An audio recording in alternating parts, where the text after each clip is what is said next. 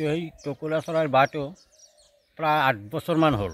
ফাৰ্ষ্টত পহিলা যি বছৰ আহিছে প্ৰায় 3টামান বাঁহ সাজিছিলে, তেতিয়া ধৰক প্ৰায় 30টামান সাজিলে। এইটো আমি ঘৰৰ নিচিনা মানে পোহাৰ নিচিনাই আৰু আছোঁ, কাকো মাৰিবলৈ নিদিওঁ, খেদিবলৈ নিদিওঁ, আছেই। এইটো ৰাতিপুৱাই উঠি মাতটো শুনিবলৈ পাওঁ, মাতটো শুনিব ভাল লাগে। সেইকাৰণে আমি এইটো মানে পোহনীয়া নিচিনাই আছোঁ আৰু ঘৰত পুহি আছোঁ। আমাৰ তামোল গছ এইজোপাতেই, এই 2-3 জোপাত সি বাঁহ সাজি আছে, আৰু বহুত তামোল গছ আছে, কিন্তু সেই 2-3 জোপাতেই বাঁহ সাজি সিহঁতে থাকে।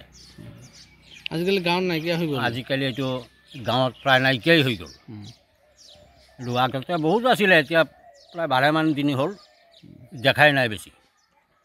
সেইকাৰণে এই ফাৰ্ষ্টত 3টামান বাঁহ সাজিছিলে, এই 3টামান বাঁহৰ পৰা এতিয়া প্ৰায় 30টামান বাঁহ সাজিলে। এই প্ৰত্যেক বছৰে বছৰে আহি ইয়াতেই বাঁহ সাজে।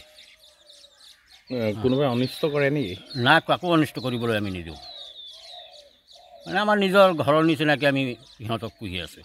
হয়, আজি 8 বছৰ 8 বছৰমান হ'ল।